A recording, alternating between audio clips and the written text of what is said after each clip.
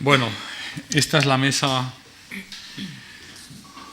que no sé si se podría decir que sería una mesa de conclusiones, pero es una mesa en la que en principio por el título podría ser una mesa en la que los ponentes se pudieran atrever a aventurar algo, ¿no? En cualquier caso, el título es ¿hacia dónde llevan al español los nuevos medios? Quiero leer mi texto y luego os preguntaré a todos de quién es. Quien no lo sepa, que se levante y se vaya. Vamos a ver. El sistema lengua lo componen los árbitros y los espectadores. El sistema lengua se crea en esa tensión, la que deriva de las opiniones de quienes velan por la lengua y de quienes violentan la norma de la lengua. Todos son agentes, todos son nodos de una misma red, necesarios para que ésta permanezca viva. Diría aún más, sin esos juegos tensionales, toda lengua termina por desaparecer, del mismo modo que la desaparición de una determinada especie de planta puede tener como consecuencia la extinción de los leones, aunque como todos sabemos, los leones no coman hierba.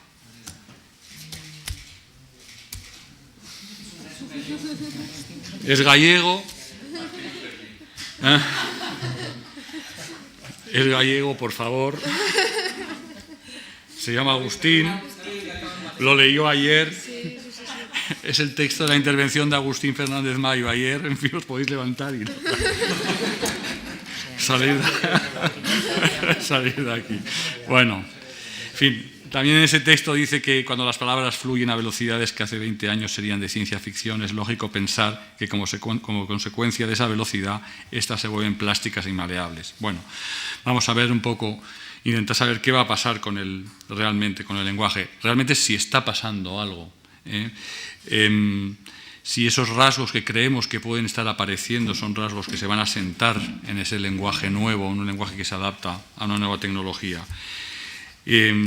Sobre todo me gustaría saber, o pudiéramos hablar, si realmente esos grandes cambios, si esos que van, el lenguaje va a la par que esos grandes cambios, y sobre todo si el lenguaje evoluciona cuando evoluciona la sociedad, ¿qué pasa con la revolución, ¿no? Si digamos que el lenguaje revoluciona cuando se está produciendo o se está desarrollando un movimiento revolucionario como el que de alguna manera estamos viviendo. Para esta mesa contamos con un periodista, una catedrática que está entre periodista y lingüista, y una catedrática que digamos que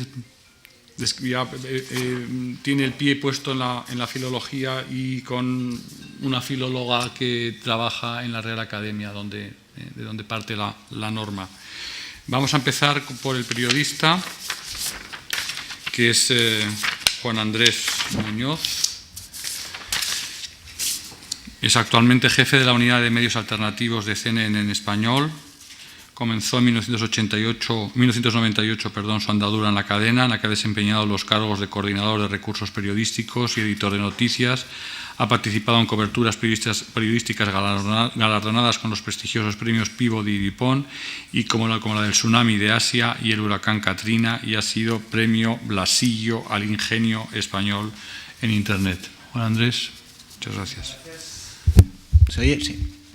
Bueno, en primer lugar quería agradecer a la Fundación Sant Mian de la Cogolla, a la Fundeu, y por invitarme al Congreso, y sobre todo agradeceros a todos los que nos vais a quedar dormidos durante esta mesa redonda que estratégicamente ha sido situada al final de una magnífica comida y magníficos vinos, etc. Entonces es todo un reto, así que bueno, espero que no os durmáis, ¿no? Bueno, cuando me invitaron al Congreso me sentí muy halagado por un lado, y por otro lado muy contento de hablar de temas que me apasionan, ¿no? Yo soy periodista, pero también soy tecnólogo. Me interesa mucho esa intersección entre la tecnología y la comunicación y el periodismo, y siempre vivo un poco en medio de esos dos mundos, ¿no? Como un vértice muy interesante donde ocurren grandes innovaciones y bueno, hacia donde se encamina todo lo que estamos haciendo a diario, ¿no? Y concretamente el español, el futuro de nuestro idioma, me apasiona, y más tratarlo en un lugar como este, ¿no? No podía ser mejor. Quiero enfocar esta presentación un poco deslavazada, sin ningún tipo de orden jerárquico, cronológico. Son ideas que me sugirió el tema y básicamente son 10 ideas que pueden dar lugar, creo que son 10, si falta alguna luego no me recriminéis que falta alguna. Sí. No se oye bien, ¿verdad? Vamos, he dicho mejor.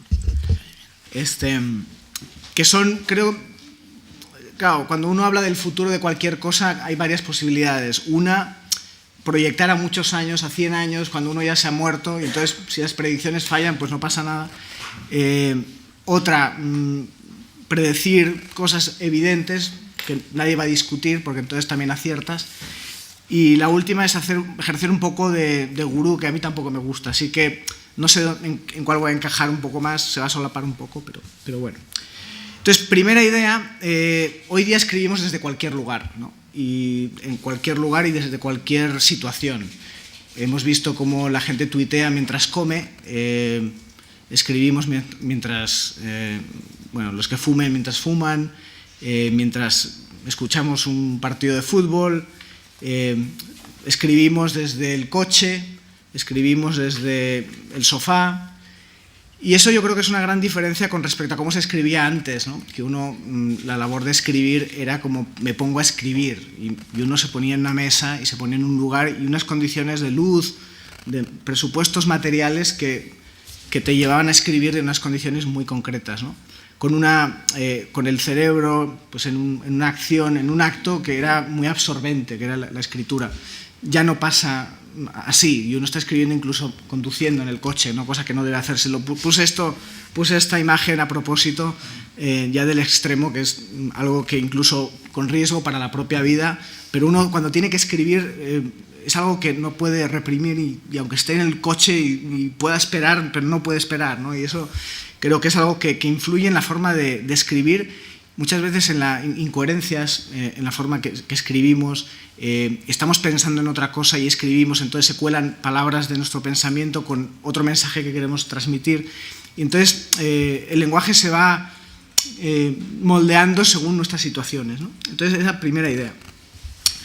Perdón por el exabrupto en la viñeta, pero bueno, me parece interesante cómo la tecnología digital nos lleva, pues digo, tiene sus ventajas y sus inconvenientes. En este caso concreto, como cuenta la viñeta, ¿cuántas veces no? Bueno, no sé, a mí me gusta mucho usar las tecnologías, incluso aunque no den los resultados que uno desea, ¿no? Entonces, muchas veces he escrito historias dictándolas al iPhone, ¿no? Usando Siri. O traducciones al vuelo mientras uno va leyendo un texto. Y entonces todo suena bien, uno va leyendo mientras dicta y de repente publica el texto y de repente se da cuenta que en medio del texto hay unas palabras absolutamente absurdas que simplemente la inteligencia artificial interpretó de una forma diferente y tú no lo viste mientras ibas leyendo, un poco por la limitación de la pantalla que no nos lleva a ver con la misma perfección que veíamos a lo mejor una página impresa en texto. Y más de una vez me han llamado la atención en los comentarios la gente, oye, ¿has visto esa palabra que pone en medio del texto, ¿no? Por culpa de la tecnología, que por otro lado me ha ayudado a transmitir ese texto, a traducirlo, ¿no? El tema de la mesa es el español. Esto se puede aplicar a muchos idiomas, no solo al español, pero bueno, yo lo voy a personalizar en la medida de lo posible a nuestro idioma. En el periodismo hoy día buscamos la velocidad, batir a la competencia, muchas veces sacrificando la precisión. No importa, ya lo corregiremos después, ¿no? Y es una tentación muy grande que eso no ocurría antes. Antes los textos se mandaban a imprenta y como que la imprenta es algo muy serio. O sea, el proceso de imprimir implica muchas cosas. Hoy día la impresión es Twitter y eso no implica ningún esfuerzo. Todo se puede corregir incluso desde el móvil. Si uno usa CMS como WordPress, etc., uno puede corregir las cosas. Entonces, uno sacrifica la precisión y las ambigüedades, etcétera, los errores, siempre por el ideal superior para algunos, por lo menos en medios como nosotros, CNN, que es la inmediatez de la noticia, por sacar la noticia antes, ¿no? Y creo que esto también convierte al lenguaje y al idioma en algo imperfecto. O sea, no tenemos por qué escribir perfectamente, ya lo arreglaremos más tarde, pero por lo pronto vaya aquí la noticia, ¿no? Los emoticones, de nuevo, como advertí al principio, no hay ningún orden, ni concierto, ni ninguna jerarquía en estas ideas, creo que pueden alimentar el debate.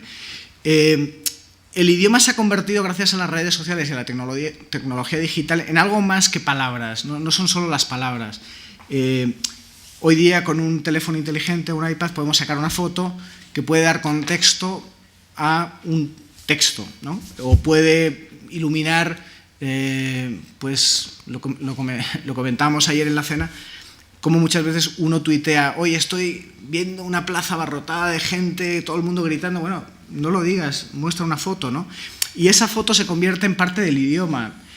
Antes no se podían sacar fotos, entonces el idioma simplemente era texto, pero hoy día se puede insertar esa gramática visual, ya sea con una foto, ya sea con un emoticón, que da un contexto que antes las letras del abecedario no cubrían esas sensaciones, esas emociones, que hoy sí las podemos contar. ¿Y por qué no, en un futuro, por qué no formar parte del abecedario los emoticones, ¿no? o gráficos, ¿no? ¿Por qué no? La comunicación hoy día se habla mucho de conversación, y es verdad, ya no es, esa unidireccionalidad se ha terminado, ya no es el periodista que, bueno, predica a una masa que recibe nada más, sino que la masa también te informa, ¿no? Nosotros, durante la cobertura, por ejemplo, de todas las protestas en Venezuela, nosotros emitíamos un mensaje, pero ese mensaje venía de vuelta hacia nosotros en forma de información muy valiosa, ¿no? de parte de la audiencia. Y era una audiencia sumamente interesada en que informáramos bien y diéramos parte del punto de vista de un sector importante de la población que sentía que no se estaba dejando escuchar. Entonces, entablamos conversación con mucha gente a través de aplicaciones como WhatsApp, a través de aplicaciones como el iMessage, del Gtalk, etcétera. Y nosotros nos comunicábamos con ellos en tiempo real, conseguíamos fotos, verificábamos información en tiempo real, y era muy interesante porque, bueno, yo español con un idioma, pues con el español de España, hablando con venezolanos, pues era interesante ver cómo uno se comunica perfectamente a pesar de las barreras de distancia, ¿no? Gracias a las tecnologías. Eso se ha borrado esa diferenciación. Esta es una de mis favoritas, ¿no? Las nuevas tecnologías permiten crear lenguaje a una velocidad mucho mayor que antes. Por ejemplo, se pueden rastrear el nacimiento de muchas palabras. Veo todos estos libros en esta biblioteca y todas las palabras tienen un origen. Uno puede ir al diccionario y ver si vienen del árabe, vienen de lenguas germánicas, etc. Bueno, yo creo que en un futuro los diccionarios de la Real Academia deberían incluir, bueno, esto viene de Instagram, ¿no? El surgimiento de esta palabra vino de Instagram, o vino de Twitter, o vino de Facebook, ¿no? En el caso es una invitación de boda en Venezuela de una pareja que utilizó el hashtag Conclu Alberto y Maribel. Y os explico lo que significa el hashtag Conclu, ¿no? Nosotros hacemos un programa que se llama Conclusiones, que básicamente resume lo que pasa en el día. Es un programa de noche, a las 10 de la noche, y básicamente durante los últimos tiempos, los últimos 3 meses, nos hemos dedicado a Venezuela, porque básicamente consideramos que es un tema que está poco explorado y que hay que informarlo. Y todas las noches tenemos el hashtag diferente, y el hashtag que siempre usamos es un hashtag Conclu lo que sea, Conclu Guarimbas, Conclu Maduro, Conclu Chatén, Conclu lo que sea, ¿no? Según el tema que sea. Conclu Magnicidio anoche, por ejemplo. Y en este caso ha sido muy bonito porque la gente en Venezuela ha empezado a adoptar el prefijo Conclu, del hashtag Conclu, para agregar a cualquier otra cosa. Entonces, oye, tenemos esta noche una conclufiesta, o hay un conclupeo, o sea, un conclujaleo. Cuando el presentador de nuestro show le dio anillo a su prometida, ella lo bautizó en su Instagram como concluanillo, me dieron el concluanillo. se habla de concluboda, ella, pues en este caso, conclu, Alberto y Maribel. Entonces, tenemos una especie de fenómeno, yo diría que casi nuevo, no sé, a lo mejor me corrijan los lingüistas, pero esta especie de lingüística o lengua o palabras de consumo, que pues a lo mejor dentro de unos meses el hashtag conclu no dice nada a nadie, pero en este tiempo tiene un gran significado para una comunidad muy concreta que es gente en Venezuela. Fuera de Venezuela quizá tampoco diga mucho, pero allí sí, y es interesantísimo, ¿no? Globalización del español. Hoy uno puede validar palabras que pues en un idioma, en un español de España se dice de una manera, en un español de Venezuela se dice de otra forma. Escogí las palomitas de maíz porque en cada país se dicen de una forma completamente diferente y a veces es un obstáculo. O sea, uno puede decir, bueno, entre españoles, entre gente que habla español, nos entendemos perfectamente, pero cuando descendemos a palabras concretas puede llegar a haber bastantes confusiones, ¿no?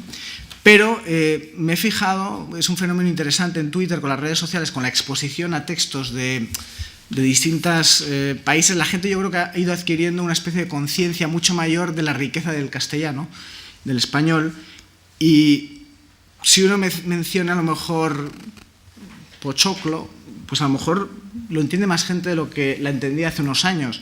O si uno usa cotufas, pues a lo mejor lo entiende más que hace unos años, porque ya se ve en Twitter y uno lo pregunta, entonces uno responde qué significa, entonces la validación de los conceptos y la explicación de las palabras, lo mismo que está haciendo RAE y Fundeo en Twitter, pues lo hacen los usuarios ad hoc, ¿no? Con consultas gramaticales o de vocabulario más informales que lo que es una consulta concreta, ¿no? Inteligencia colectiva. Yo creo que el idioma ya no está más en manos, el español ya no está en manos de academia, con perdón, sino que está más en manos de todos los que lo utilizan. O sea, si el español lo utiliza, pues hay una masa que adopta una cierta palabra, no importa que luego haya una entidad con autoridad que diga lo contrario, si es que tienes una gran masa de usuarios adoptándola. Por eso yo creo que con el tema de los calcos del inglés, o sea, de importar palabras del inglés, bueno, es algo ineludible. Hoy día el conocimiento se propaga a una velocidad tan grande que no se da abasto para conseguir una traducción suficientemente atractiva que pegue, y entonces se termina adoptando el inglés porque es la única que se entiende, porque si uno empieza a tratar de interpretar y darle un significado o una traducción al español, la gran mayoría de los usuarios no se va a enterar, ¿no? Y eso me parece fascinante también.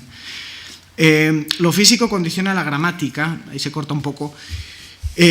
Cada vez la forma de publicar, de escribir, los dispositivos en los que escribimos son cada vez más diversos, yo diría. Uno puede escribir en un teléfono y entonces las dimensiones de una pantalla del teléfono y el tamaño de los botones son de X, mientras que en el iPad son mucho más grandes, y en la computadora o en el portátil tenemos un teclado físico. Y bueno, principios como la ley de Fitts Law, la ley de Fitts, que básicamente pone una relación entre el tamaño de un botón y el desplazamiento que uno tiene que hacer del mouse, por ejemplo, o de los dedos, lleva a condicionar lo que uno escribe. Por ejemplo, yo creo que parte de la razón por la que uno deja de usar a lo mejor acentos o tildes, o deja de utilizar ciertos signos de exclamación al principio, es porque es más difícil escribirlos en un teclado, en un iPhone. Entonces, entre la prisa y la complicación de que el botón es pequeño y además hay que darle a 3 botones para activarlo, pues lleva a que se caiga en desuso. Entonces, esas limitaciones que tiene la tecnología se trasladan al lenguaje. Y esta es la última, que se me fue. Calzada del lenguaje. Creo que tenemos que acostumbrarnos y recordar cómo el castellano, pues, y el latín, los idiomas en general se fueron contaminando, entre comillas, pues por el tránsito de gente que iba pues recorriendo diferentes lugares, las calzadas romanas, etcétera. Conforme iba pudiendo llegar a más sitios, el lenguaje iba cambiando e iba adoptando palabras de distintos lugares. Hoy la calzada del lenguaje es Internet, y la recorremos con una velocidad mucho mayor, con lo cual la exposición a términos de otros lugares es mucho mayor y por lo tanto el lenguaje cada vez es más permeable, ¿no? Así que, bueno, estas son las 10 ideas, las tiro ahí, reflexionemos y nada, muchísimas gracias. Muy bien, muchas gracias, Juan Andrés, has dejado muchos titulares. La siguiente en hablar es Elena Gómez, que por las mañanas es moderadora, por las tardes ponente, catedrática de Redacción Periodística en la Universidad Europea de Madrid. En la actualidad es coordinadora de los doctorados de los Centros de Excelencia en Investigación, Valores y Sociedad Global e Innovación Educativa de la UEM. Sus líneas de investigación son el estudio de la lengua en los medios de comunicación y la enseñanza de español como lengua extranjera.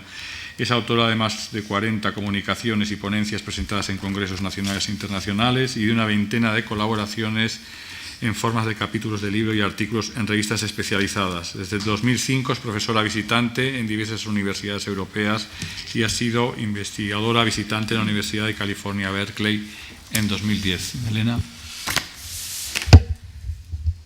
Muchas gracias, Joaquín. Bueno, en primer lugar, quiero agradecer a la Fundeu, a la Fundación San Millán de la Cogolla, que me hayan invitado una vez más a participar en este seminario. Y además, el tema de este año me parece especialmente sugerente, especialmente interesante, porque invita a recorrer caminos para nada trillados. Entonces, es verdad que tiene una parte de riesgo, pero también es verdad pues, que tiene ese aspecto tan interesante de qué puede pasar.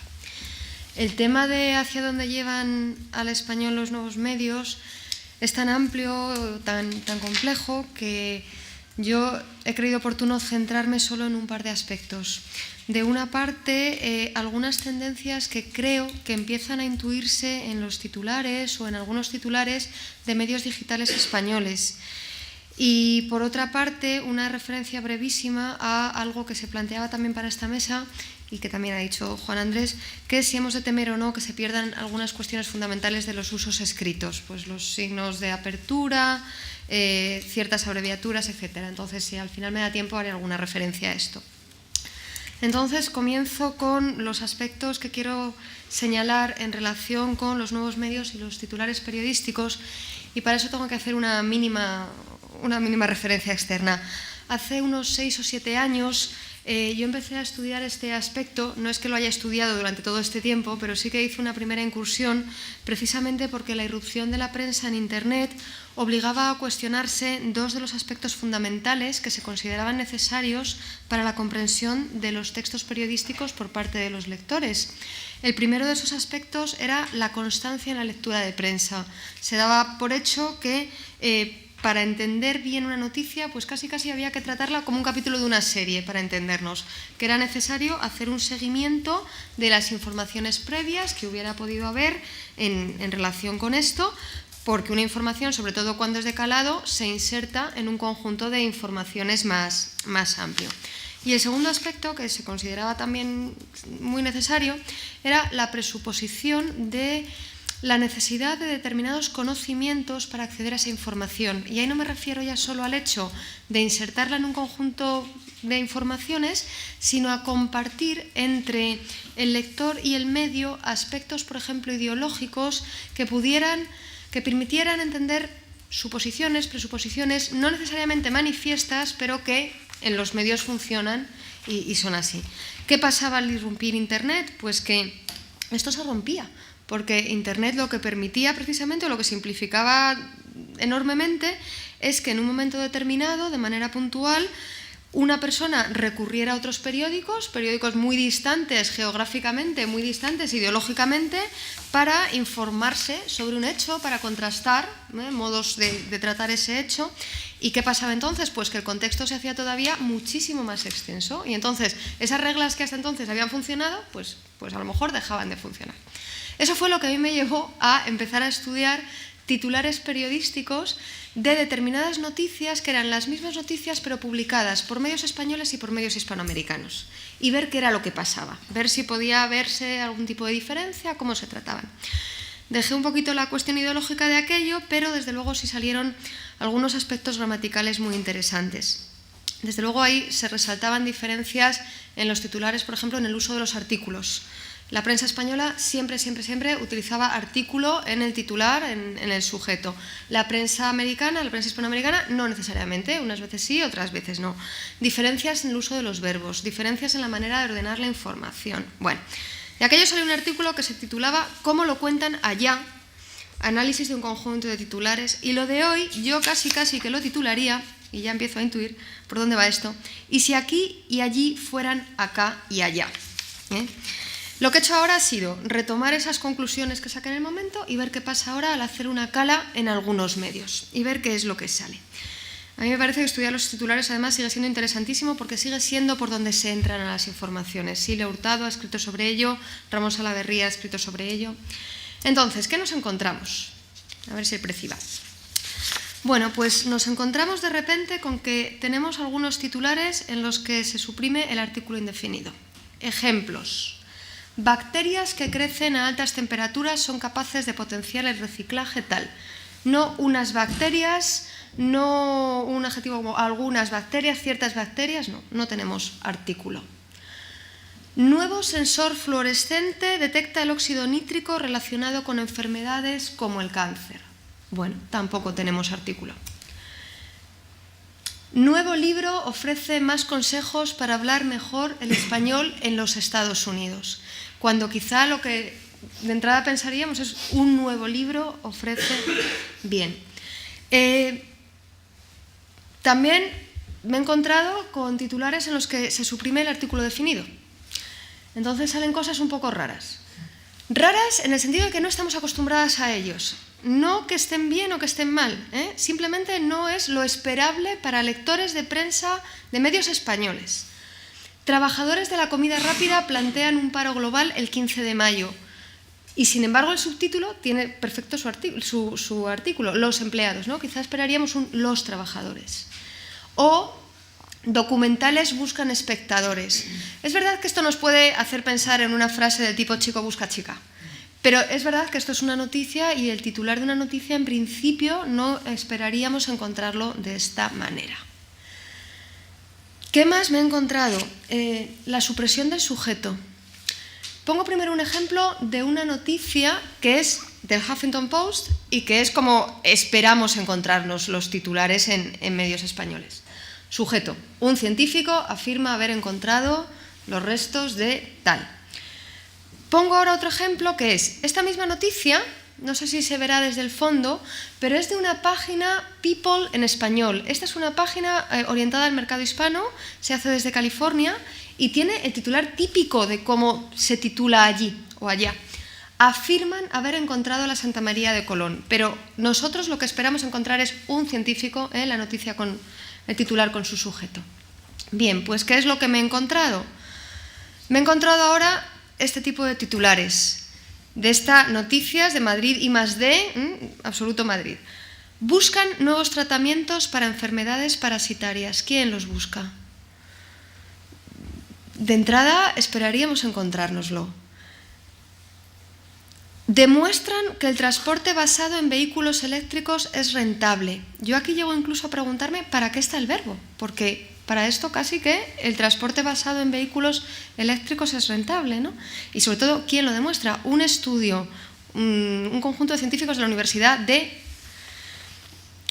Construyen nuevo sistema, aquí me falta también el artículo, aquí me falta el sujeto y el artículo. Construyen nuevo sistema de vuelo automatizado para drones. Podríamos pensar que es una característica de la página. La página tiene como norma de estilo, podríamos pensar escribir así, pero no, porque también tenemos títulos con su sujeto. Médicos españoles implantan un nuevo título. Bueno, podríamos pensar que solo pasa en esta página. No. Denuncian malos tratos a conejos en más de 70 granjas y mataderos del mundo. Y aquí tenemos un sujeto clarísimo porque sabemos quién lo denuncia, lo tenemos en el subtítulo. Podríamos pensar, bueno, pero es que un nombre poco conocido, esta es una regla de la titulación, no vende y por tanto no lo ponemos en el titular. Bien, pero puedes poner una organización, una asociación, ecologistas, lo que quiera que sea. Tengo otro ejemplo de ABC que a mí me cuesta un poco entender, la verdad. Pedirán a Haití permiso para demostrar si la nao Santa María es la que dice Clifford.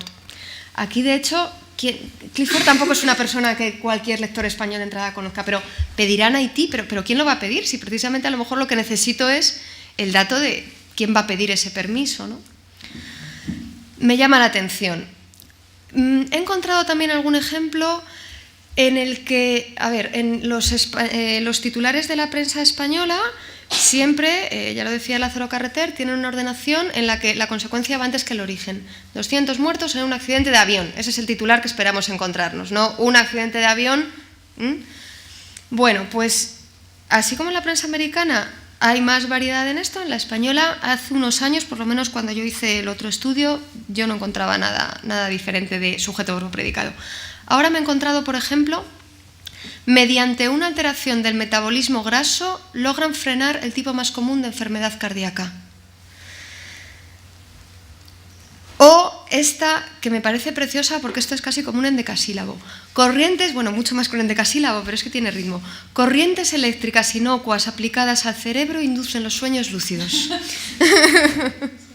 Sí, es muy melódico, pero no es la estructura que esperaríamos de entrada encontrarnos. Ese es el asunto. Y otro aspecto que me ha parecido llamativo, pero que lo pongo como una pregunta, porque nada de lo que estoy diciendo es dogma de fe, por supuesto, son tendencias que estoy viendo, ideas que estoy viendo. En esta, como ya lo había, no sé si lo que hay es un avance. Entonces no sé si hay un avance de los titulares unimembres o de oraciones nominales en los titulares, podríamos decir. Sí. ¿Qué son unimembres? Mira, momias al desnudo bajo un escáner, o sea, oraciones nominales. O por ejemplo, tecnología española de gestión de tráfico en Colombia. Son, desde luego, titulares que hace unos años yo no encontraba. Bueno, me voy ahora a la segunda parte. Respecto a los titulares, es verdad que lo que acabo de decir, nada de esto se puede tomar como un dogma de fe, pero desde luego son aspectos que yo creo que sí llaman un poco la atención. A mí me lleva a pensar si se estarán introduciendo algunas prácticas que hace unos años pues sí se utilizaban en prensa americana, pero aquí no se veían. Es verdad también que la supresión de determinados términos no es nada nuevo en otros ámbitos. Quiero decir, todos recordamos los telegramas, y en los telegramas no se ponía una sola palabra que no fuera necesaria, pero ahí había una razón económica. Cada palabra costaba dinero. Aquí no se trata de esto. ¿A qué se puede deber? Yo no creo que se deba a descuido. Puede deberse a otros motivos, pero yo personalmente no creo que se deba a descuido. No sé si puede ser ese trasvase. Y respecto al segundo apartado, brevísimamente, de signos y abreviaturas, bueno, pues yo he estado preguntando también estos días a personas especialmente cuidadosas en el uso de la lengua, qué hacen con los signos de interrogación, de apertura, cuando escriben un mensaje. Y ellos reconocen que muchas veces no lo ponen y lo achacan a una cuestión de incomodidad. Hay que cambiar el sistema de teclado. Yo sí los pongo y muchas veces voy bajando escaleras y voy cambiando el teclado, con lo cual algún día rodaré las escaleras por poner el signo de apertura. Pero bueno, lo achacan a la incomodidad. Esto tampoco es nuevo. En la guía para escribir para nuevos medios que coordinó Mario Tascón ya se mencionaba esto. En el plano personal, en el plano privado, sí puede que estos signos se pierdan. En el plano público me parece más difícil. Respecto a la oralidad, que es otra de las cuestiones que se dicen en los nuevos medios, bueno, pues aquí podríamos mirar los canales de Twitter de algunos periodistas y ver qué ocurre cuando escriben en Twitter, que no deja de ser una comunicación privada, aunque esté expuesta a muchísimas miradas, y lo que ocurre cuando escriben en sus medios. Entonces, aquí en Twitter sí, se pueden suprimir letras, tildes. Soy la única que muero de vergüenza, la diéresis orejona, la cierre, solo de cierre, lo de los seres me supera, no puedo, ¿no? La apoderada del PP, tal. Tenemos también, por ejemplo, mezcla de español e inglés, Bedías, María Casado también, Bedías, ella también, nubes y lluvias en tercio norte, se suprime el artículo, vientos intensos, costa cantábrica, se suprime artículo y preposición. Pero desde luego ninguno de ellos, cuando están actuando como periodistas en sus medios, hacen esto. Entonces yo creo que ahí simplemente lo que hay es una cuestión de cambio de registro, un cambio de registro similar a un cambio de variedad diafásica, si queremos, ¿no? Una persona tan poco sospechosa de no preocuparse de la lengua, como es Emilio del Río, que estuvo también aquí ayer, pues también en su Twitter hace alguna abreviatura de este tipo. También, bueno, Twitter obliga a reducir caracteres, ¿no? Entonces, en mi opinión, bueno, pues lo que he dicho, respecto a los titulares, creo que sí hay algunos cambios, aunque habría que seguir viendo, hacer mucho más análisis para que realmente eso se pueda categorizar de otra manera. Y en cuanto a los signos, yo personalmente no soy apocalíptica, no veo que vaya a haber ahí un cambio drástico en cuanto a pérdida en la corrección de la escritura. Creo que son registros diferentes y que, bueno, pues simplemente se pueden diferenciar las dos situaciones comunicativas, ¿no? Como hacemos en muchos otros ámbitos. Y muchas gracias. Muchas gracias, Elena. Carmen Galán. Carmen Galán es catedrática de Lingüística de la Universidad de Extremadura y entre sus líneas de investigación figura el estudio del lenguaje y las nuevas tecnologías, el análisis de las utopías lingüísticas a través de la historia y la invención de lenguas artificiales.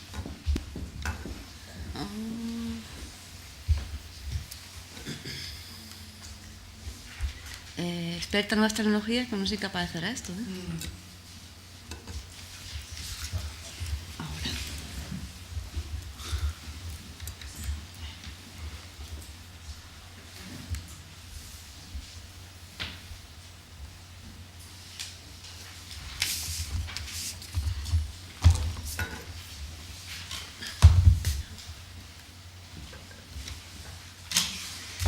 Bueno, yo voy a hablar de una cosa completamente distinta, pero también tiene mucho que ver, que es un término, si a alguien se le ocurre alguno mejor que polivirtuografía, se lo agradecería bastante porque es muy largo, pero hasta donde di. En 1977, McLuhan escribió lo siguiente: los efectos de la tecnología no se producen al nivel de las opiniones, sino que modifican los conceptos y las pautas de percepción regularmente y sin encontrar resistencia alguna. Eso lo dijo en el 77. Y a la luz de lo que está pasando, yo creo que el lenguaje es como los maridos, hablo de lo que me toca, que es el último que se entera, es el último en enterarse de los cambios. Los maridos, las mujeres no. Yo es que hablo como mujer, hablo como mujer. Hace muchísimos años que me vengo dedicando al estudio de los mensajes cortos, de los SMS, hace ya más de 12 años. Y cuando empecé, aventuraba que todavía veríamos otras modalidades muy distintas de lo que yo llamaba entonces hibridación de códigos comunicativos, y que entonces empezaba lentamente y que se ha convertido en una tendencia imparable. Advertía también entonces, en aquellos primeros trabajos, que me costaron no pocos tirones de orejas, porque no era una cosa seria para que hiciera una lingüista seria, que ese uso descuidado, y por descuidado entiendo fuera de contexto, que es como hay que entenderlo, ese uso descuidado del código SMS, decía, era muy llamativo, especialmente en aquellos usuarios para quienes escribir como se habla podía convertirse en un dogma disfrazado de un falso ropaje contracultural. Y he elegido cuidadosamente la expresión o el sintagma dogma disfrazado porque no de otra manera se pueden interpretar atendiendo a los mandamientos que circulaban entonces y siguen circulando en papel y por la red desde hace un tiempo, recomendando cómo había que hablar, cómo había que escribir, qué cibermaneras había que seguir en el uso de estos mensajes. Pues desde entonces se han publicado numerosos decálogos y esos decálogos contra lo esperable han pasado a manifestarse en la prensa. Entonces me sorprende encontrarme ejemplos, no son muchos realmente, pero son ejemplos cuanto menos llamativos, como esa olla a presión, como ese quieren con tilde o como ese allá, tan llamativo. Se ha ido Magis ya. Sí, ya. Ya. Al margen de esos errores que podemos encontrar en la prensa, que no me preocupan realmente o no me preocupan tanto. A mí lo que me preocupa realmente es lo que está ocurriendo, que vengo observando desde hace un tiempo, no solamente en la prensa, sino sobre todo entre mis alumnos. Y esto me llama la atención porque creo que es una consecuencia de lo que llamo una semántica de derribos, y todo vale. Y creo que es una consecuencia, no sé hasta qué punto, de este nuevo mundo de imágenes que estamos construyendo y que cuando intentamos plasmar por escrito, lo plasmamos como una imagen, es decir, una imagen como una película. Entonces a mí me sorprende que por ejemplo, la primera noticia sale de daños cerebrales en el hígado, intestino, vejiga y pérdida de visión. Es decir, es una imagen completa, una película de lo que pasa en ese caso. O el Día del SIDA, que me parece un ejemplo magnífico. Se realizará una actividad de difusión del SIDA, evidentemente, en la Plaza de Armas. O muere cosido a puñaladas por una gorra, donde, claro, la noticia cuenta una película, pero la cuenta con palabras y eso restringe enormemente el universo que hay que procesar. Y no pude resistirme a poner ese último ejemplo. Como soy fumadora y pequé en la terraza del Parador, me encontré con ese ejemplo magnífico. Se vende chorizo de esta casa. Es precioso. Supongo que, evidentemente, es chorizo casero, pero me llamó muchísimo la atención y no pude resistirme. Bien, estos cambios que vengo observando hace mucho tiempo se han trasladado de una manera muy alarmante, y cuando digo alarmante no quiero parecer apocalíptica, pero tampoco fui nunca muy integrada. Sobre todo en las redes y sobre todo en la identidad virtual que tienen especialmente los jóvenes en las redes. No me voy a detener en otros cambios muy interesantes y muy llamativos, que son esos cambios metafóricos del tipo comunicar por hablar, que son cambios muy llamativos, ese imaginario metafórico que está cambiando a una velocidad de vértigo. Pero estos cambios de identidad virtual a los que me refiero es porque afectan a nuestra identidad como homo loquens. Ya no somos un homo loquens, ya no hablamos, nos comunicamos, y en esa comunicación, ya ha salido esta mañana en una de las mesas redondas, tenemos más papel como personajes que como protagonistas, y eso me llama mucho la atención. Hemos pasado en cuestión de muy poco tiempo de la generación del pulgar, esa generación compulsiva, esa importación japonesa del uso compulsivo de los pulgares, a lo que se haya dado a llamar la generación yo-SL y lo que yo llamo la falsa extimidad. Esa generación yo-SL es una generación de jóvenes, sobre todo de jóvenes, lo que no quiere decir que otros no menos jóvenes también podamos participar de ella. Es una generación escaparate que viven en Internet y desde Internet gestionan, que es un verbo también que ha aparecido ahora y es un verbo muy productivo, gestionan sus contactos, gestionan sus noticias, gestionan sus personalidades, es decir, están constantemente expuestos, viven hacia el exterior y necesitan esa exposición al exterior, sobre todo para autoafirmarse y para reconocerse.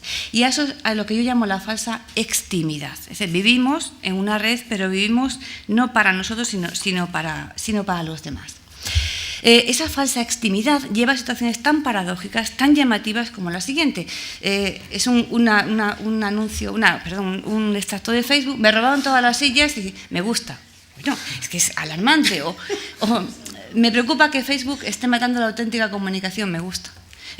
Ayer comentaba en la cena que a raíz de los secuestros de las niñas de Nigeria, la cantidad de me gustas que había recibido la noticia es que es chocante. Ya sé que no se puede decir no me gusta o estoy en contra, pero no marques me gusta, porque eso ya es indicativo de muchas cosas. En esta forma de nueva comunicación, esa falsa extimidad de la que hablaba, yo creo que habría que resumirla en esto: red habeo ergo sum. Tampoco es ninguna novedad lo que estoy diciendo. Ya decía el filósofo Berkeley hace muchísimos años, muchísimos siglos, ese es percepción. Si no te perciben, no existe, se podría traducir ahora. Es decir, en Internet somos porque el otro, el ojo del otro, nos percibe. Y por esa razón tenemos la necesidad imperiosa, sobre todo los jóvenes, de construir un personaje cuyo nombre, que es, en muchos casos, como veremos, encierra una pequeña historia, es nuestra primera carta de presentación. Entonces, como no tenemos el contacto visual a través de este nombre impuesto, tenemos que elegir un nombre cuidadosamente porque funcionamos como una especie de pacto o de suspensión de la credibilidad, es una delgadísima convención sobre la que se sustentan los intercambios virtuales como personajes o con personajes reales o fingidos. Entonces, igual que cuando llegamos al mundo, el primer gesto es que nos registren en el registro civil, cuando ingresamos en la red tenemos que elegir, nos tenemos que imponer o buscar un nombre. Este nombre o estos nicks son mis alumnos, son mis alumnos. En serio, son mis alumnos. Ese nombre es una curiosidad lingüística porque no es el designador rígido de la lingüística de los nombres propios, no es un nombre connotativo del tipo, pues fulanito es Lady Gaga, no. Tampoco es un apodo convencional, los apodos populares pues recogen características de la persona, el tuerto, lo que sea. Esto es otra cosa. Son nombres que se eligen, que se pueden falsear, evidentemente, y por eso hablo en un principio de nicks informativos y nicks ostensivos. Desde los normales, María dice, Vanessa dice, Cacereña Filología dice, aparte de la omisión de la tilde, donde podemos intuir que evidentemente puede ser, esa chica hace filología, hasta esas barbaridades con que algunos de mis alumnos se dirigían a mí por correo electrónico. Eso ya dice bastante de la persona o del personaje, ¿no?, que está detrás de ese nombre.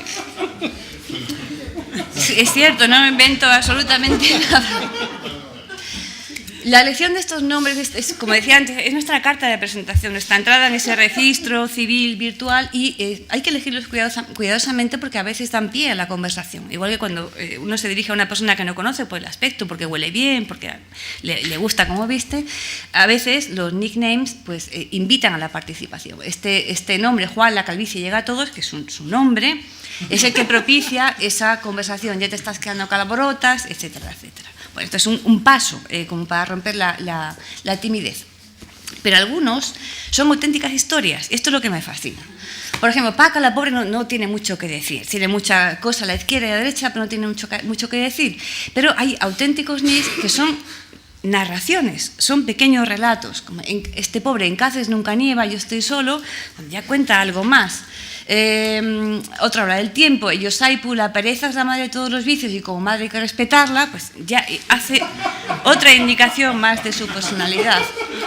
Y a mí el que me fascina es este caballero negro, que aparte de identificarse así, cuenta cuándo empezó una relación supuestamente con la tal Sara, habla de que nada puede cambiar, habla de su estado y habla de doy un toque y vengo. Todo eso, esas pequeñas historias coloridas, es a lo que llamo esa polivirtuografía. Es decir, son biografías ficticias que hacen, en muchos casos, que recibamos visitas, esa falsa extimidad a la que me refería también antes.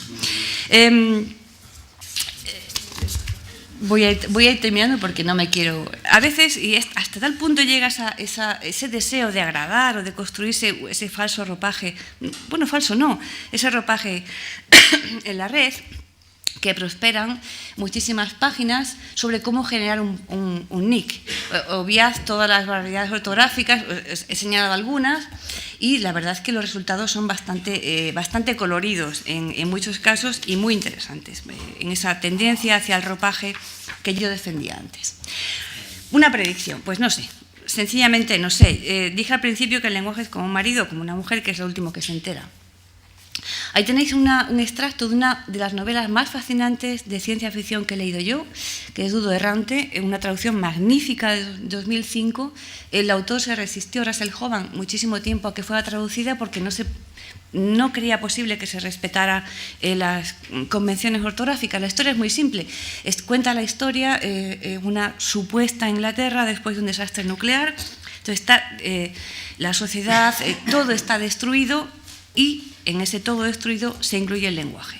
Esto ocurría en los años 80 cuando evidentemente no había internet ni se hablaba de esta destrucción de códigos.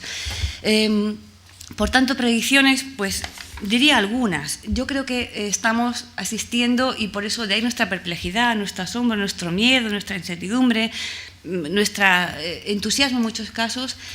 Asistimos a la creación constante de un nuevo imaginario. Decía esta mañana Antonio que el lenguaje también es red, completamente de acuerdo. El lenguaje también es red y está ahí también, potenciando en muchos casos, no creo que restringiendo. Creo que en este lanzamiento de conclusiones habría que replantearse algunas nociones básicas que hemos manejado como miembros de esa inteligencia no simultánea, sino sucesiva por nuestra cultura alfabética. Por ejemplo, la noción de texto, tal y como la entendíamos, ha desaparecido. Un texto ya no es lo que era. Y También me interesa, recogiendo cosas que se han dicho estos días, ya no somos lectores, somos electores, jugando con el posible valor de un prefijo e. Es decir, elegimos, pero elegimos en esa e, en ese otro mundo. Y terminé diciendo, como dijo Zancopanco en Alicia en el País de las Maravillas, aquí lo que importa realmente es saber quién manda.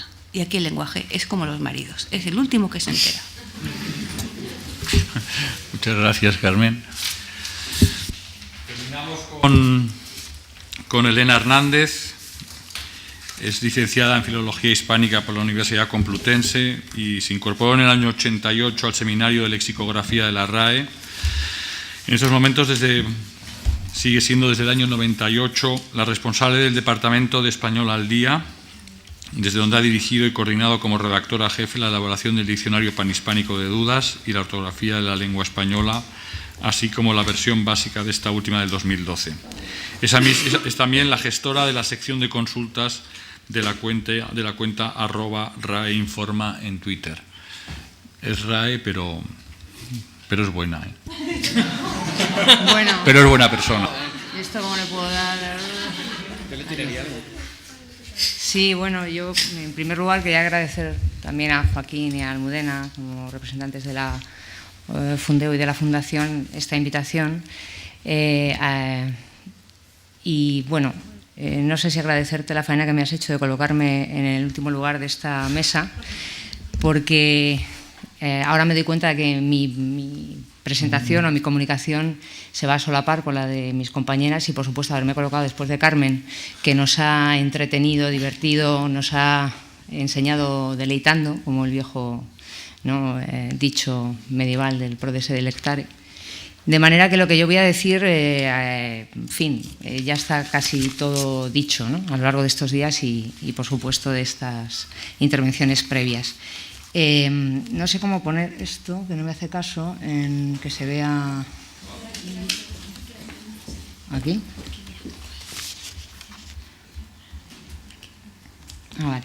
Entonces, esto ilustra muy bien el hecho de que yo no soy ninguna experta en nuevas tecnologías, más allá de la obligación que tengo de saber utilizarlas como usuaria para mi trabajo. Como ha dicho Joaquín, yo dirijo un departamento en la RAE que se dedica básicamente a atender el servicio de consultas lingüísticas. Lo hacemos por dos vías, a través del correo electrónico, vía un formulario web, y hace como año y medio aproximadamente abrimos también un canal de consultas en Twitter que la verdad ha tenido una progresión brutal porque hemos estado ganando del orden de 1000 seguidores al día.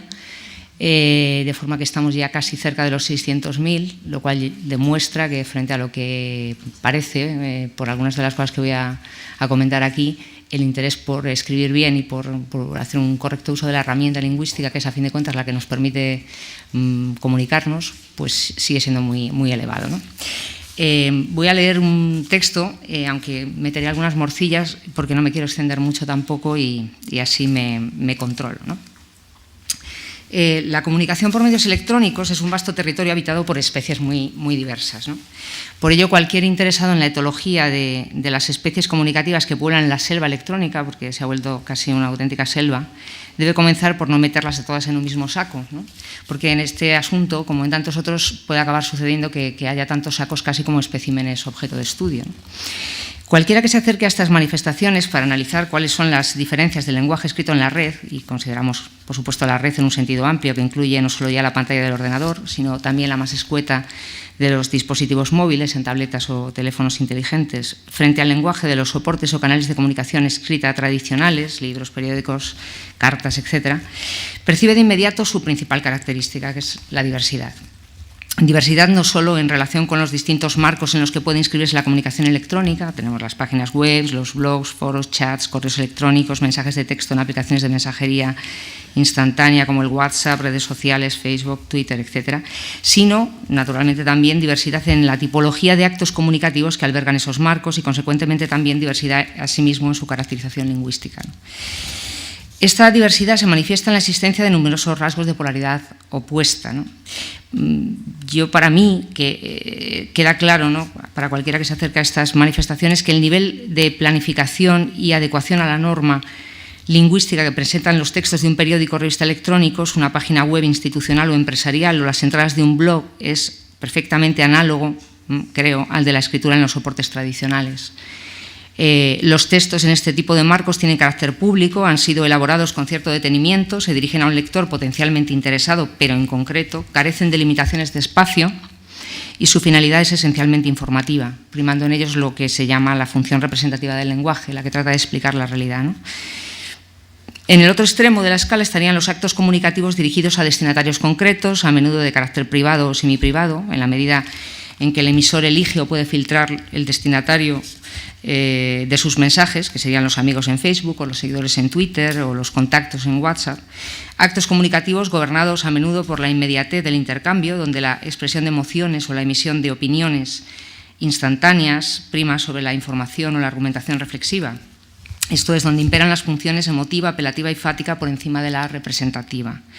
Textos que traslucen poca o nula planificación y que en ocasiones se inscriben en marcos que imponen limitaciones de espacio, como ocurre con Twitter, ¿no?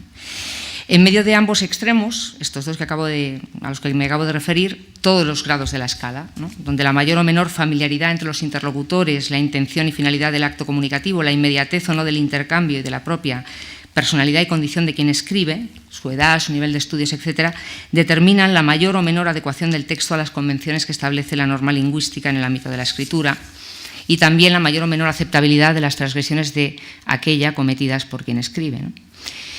Naturalmente, para mí, en esta intrincada selva, y porque estoy hablando desde el punto de vista de la norma, puesto que aquí de alguna forma represento a la institución que tiene reconocida la competencia para fijar la norma lingüística, al menos en algunos aspectos, como es el de la escritura en concreto, ¿no? En esta intrincada selva los ejemplares que más interesa analizar son los que muestran un mayor grado de desviación con respecto a los usos de la escritura normativa tradicional. Y estas desviaciones aparecen sobre todo cuando el intercambio comunicativo es informal e interpersonal y especialmente cuando se trata de interacciones privadas, sean estas de tú a tú en el ámbito de un grupo escogido o autorizado de personas unidas por lazos emocionales o intereses comunes. Este tipo de interacciones comunicativas se caracteriza, como han señalado todos los estudiosos del tema, por su naturaleza híbrida en la medida en que, siendo manifestaciones escritas, presentan rasgos propios de la comunicación oral.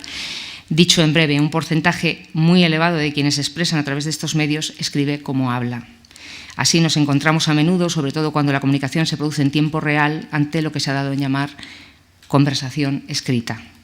Precisamente la dinámica conversacional de muchas de estas interacciones propicia la aparición de rasgos de escritura que son ajenos a las convenciones normativas que regulan la comunicación escrita, llamémosle ortodoxa, ¿no? Señalaré a continuación, por supuesto sin ánimo de exhaustividad, algunos de estos rasgos heterográficos, que podríamos llamar, cuya motivación va desde la comodidad y el ahorro de tiempo y espacio a la hora de escribir, pasando, y esto me parece lo más interesante, por la voluntad o la necesidad de reflejar gráficamente fenómenos expresivos de carácter articulatorio, prosódico o gestual presentes en la comunicación oral y que no tenían, digamos, modo de representación escrita hasta ahora, ¿no? A simplemente la exhibición del dominio de las grafías de la tribu como seña de identidad grupal o generacional, sin perder de vista, claro, que en muchos de los casos no es descartable que los ejemplos más que heterografías conscientes sean simples faltas de ortografía, que también las hay, ¿no? Bueno, y iré un poco analizando muy brevemente, como digo, porque muchas de las cosas son obviedades para cualquiera que maneje estos medios, ¿no? Me centraré en los distintos planos en que puede centrarse el análisis lingüístico, sobre todo en el plano fonográfico, y en relación con las grafías lo que se observa es la aplicación casi a rajatabla, ¿no?, del principio fonológico, que es el que ha regido desde siempre o ha sido el primer criterio, ¿no?, que ha funcionado en la normalización ortográfica en el español, ¿no? El principio fonológico lo que busca es la adecuación máxima entre grafía y pronunciación, de forma que se escribe lo que se pronuncia. Consecuencia, se prescinde de grafemas carentes de valor fónico, como la H. La H muda, naturalmente, porque hay una H aspirada en préstamos de otras lenguas que se sigue manteniendo o que se transforma en J. Se plasman gráficamente rasgos articulatorios dialectales o pronunciaciones coloquiales o vulgares. Hay un reflejo del voseo constante en los mensajes en Twitter. Esto me resulta muy curioso porque muchos de estos rasgos tienen que ver con lo que, digamos, los escritores de ficción, los novelistas,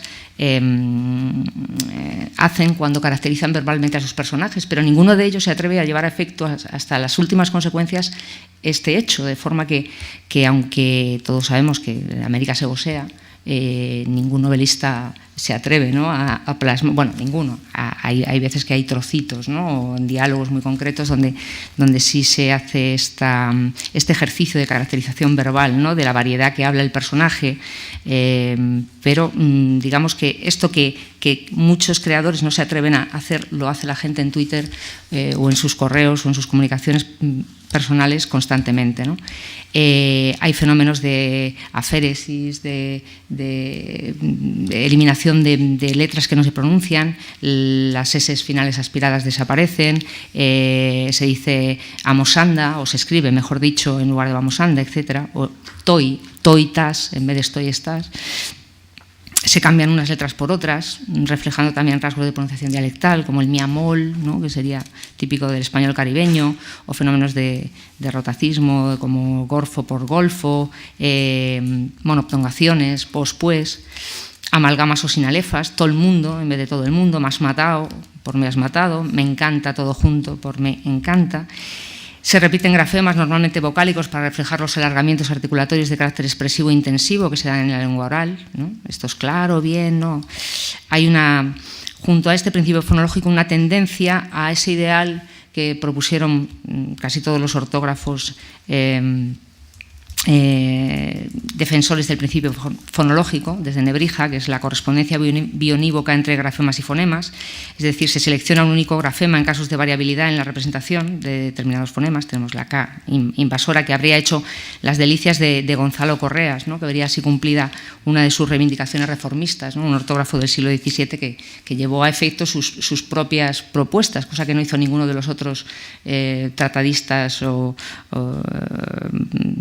que formularon teorías pero nunca las llevaron a efecto. Gonzalo Correas fue muy coherente en esto y escribía tal y como proponía. Se eliminan dígrafos y se sustituyen por un solo carácter. La H se escribe como X, la combinación GU como W, la Q ha pasado a ser K. Se hace un uso constante de procedimientos de abreviación gráfica. Por supuesto, se prescinde del preceptivo punto abreviativo en las abreviaturas por sistema. Es curioso porque estamos importando un sistema casi que es un rasgo inherente a otros sistemas de escritura, esto de reducir las palabras a su esquema consonántico, ¿no?, de forma, simplemente porque el contexto ayuda a reponer las vocales elididas, se ahorran caracteres, pero estas cosas suceden no solo digamos, en entornos donde hay una limitación de caracteres como en Twitter, sino que muchos de estos fenómenos que se deben a veces, como ha dicho Juan Andrés al principio, a la incomodidad de que tienen muchos dispositivos para incorporar determinados caracteres, también se transponen o se trasladan a otros marcos, digamos, donde esa incomodidad no existe. Por ejemplo, los correos electrónicos, ¿no?, donde el teclado, ¿no?, nos pone a disposición con facilidad pues, los signos de apertura, interrogación, exclamación, etc., ¿no? Este uso de símbolos para suplir palabras o partes de esta, ¿no?, el porque limitado a una XQ, o el unidos, uni con un 2, que también son fenómenos a los que ha aludido Juan Andrés en su exposición. En el tema de las mayúsculas también hay un uso expresivo, claro, que todos conocéis, ¿no? Frente a la función tradicional de marcar los nombres propios, ahora existen otros, ¿no?, añadidos. Han perdido, ¿no?, su valor, porque mucha gente no escribe mayúsculas ni siquiera en los nombres propios, ni al principio de enunciado, pero sin embargo han ganado otros usos, en este caso expresivos, como es este de la mayúscula sostenida como equivalente gráfico de la elevación del volumen en la comunicación oral, con motivaciones diversas, ¿no? Puede ser enfado, emisión de consignas, piropos. He puesto aquí un tuit que nos llegó al servicio, a la cuenta de Twitter de la RAE, de un partido que se autodenomina ¿cómo es? PC crítico o algo así, o diacrítico, ¿no? Que tiene una campaña, ¿no?, reivindicando la devolución de las tildes diacríticas suprimidas en la última ortografía académica, y que nos hizo llegar este tuit, ¿no?, con mayúscula sostenida, con este requerimiento vehemente, ¿no?, de devolvernos las tildes diacríticas. Viva la lucha del partido diacrítico, esto es, partido diacrítico se llamaba. Y tienen el logo, ¿no?, el mismo logo de la hoz y el martillo del PC, pero con una tilde, ¿no? O sea, en vez del martillo lo que tiene es una tilde, ¿no?, cruzando la hoz. Luego este uso combinado aleatorio de mayúsculas y minúsculas con fines simplemente lúdicos o llamativos. Nos llegó una consulta hace poco de alguien que se preguntaba si era correcto escribir de esta forma, y en esa forma ilustraba esta combinación un poco azarosa, ¿no?, aleatoria de mayúsculas minúsculas, ¿no? Por supuesto, en el tema de la acentuación gráfica desaparecen las tildes preceptivas, ¿no? Seguramente en muchos casos, nuevamente por la incomodidad y gasto de tiempo que supone la escritura de diacríticos en muchos dispositivos, ¿no? Y si bien es verdad que en muchos casos la ausencia de tildes no interfiere en la correcta interpretación de los mensajes, hay otros casos en que sí. Y yo me he encontrado a veces con WhatsApps de amigos a los que me ha costado entender porque faltaba una tilde en un determinado elemento, y he tenido que preguntar, pedir confirmación de si querían decir A o B, porque la tilde que faltaba me hacía dudar, ¿no? He puesto aquí un ejemplo de graves malentendidos que puede causar esto de no poner tildes, ¿no? Si yo pongo, no es lo mismo decir sí voy, te espero en la puerta, que sí voy, te espero en la puerta. Pues hacer esperar eternamente a tu amigo.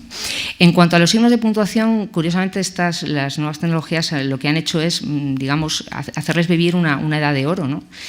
Porque han perdido uso en la escritura, digamos, sus usos preceptivos habituales, pero han ganado también otros, que luego señalaré.